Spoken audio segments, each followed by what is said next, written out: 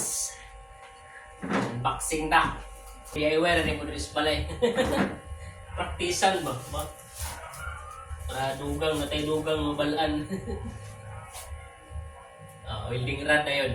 Palit na lang pag 1 kilo. So, mayroon kinig amperes din. 160 amperes. Tapos inverter na siya. Okay. Yamatic ang brand.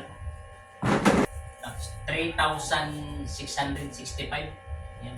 Practice na ba? Balay-balay. Ramang good. Ay, mo yung pandok-dok. Oh. Mo yung pandok-dok. Na yung mano welding. Tapos yung brush. Taas na yung wire. Oh. Mga 3 meters siguro ni. Muna ipit sa kuan. Yeah, ground. Mura magkabalo. Practice. Napi ang kuan oh. Yan ko. Para gawin-hawiran, siguro nga, naana raw. Naara yung kan. Sa amin. Naara. Yung sa... gamay kayo. Sabi na eh.